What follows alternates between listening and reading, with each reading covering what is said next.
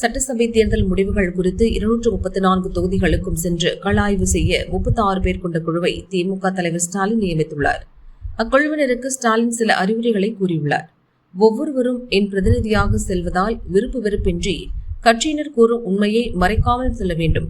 யாரையும் காப்பாற்றும் எண்ணம் வரக்கூடாது. அதேபோல் யாரையும் பழிவாங்கவும் எண்ணம் கூடாது.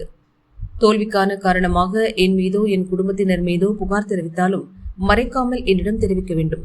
நிர்வாகிகளின் உண்மையான உணர்வு என்ன என்பது எனக்கு தேவை. கட்சியினர் குறை கூறும் நபர்களிடம் ஆய்வு பற்றி எந்த தகவலையும் கூறக்கூடாது என்று ஸ்டாலின் அறிவுறுத்தியுள்ளார். இந்நிலையில் ஆய்வு பணி குறித்து அக்குழுவினரிடம் ஸ்டாலின் கேட்டறிந்தார். பின் கட்சியின் துணை பொதுச் செயலர் கனிமொழி, இளைஞரணி செயலர் உதயநிதி, அமைப்பு செயலர் பாரதி, முன்னாள் அமைச்சர் வேலு மற்றும் நிர்வாகிகளுடன் ஸ்டாலின் ஆலோசனை நடத்தினார். இதுகுறித்து திமுக நிர்வாகிகள் கூறியதாவது: அடுத்த மாதம் 3ஆம் தேதி கருணாநிதி பிறந்த நாளை சிறப்பாக கொண்டாடுவது குறித்தும் மாநில அரசியலுக்கு கனிமொழியை கொண்டு வருவது குறித்தும் ஸ்டாலின் ஆலோசித்தார். தேர்தல் தோல்விக்கான கள ஆய்வு முடிந்த பின் திமுக மாவட்ட செயலாளர்களை தனித்தனியாக அழைத்து ஸ்டாலின் பேச உள்ளார்.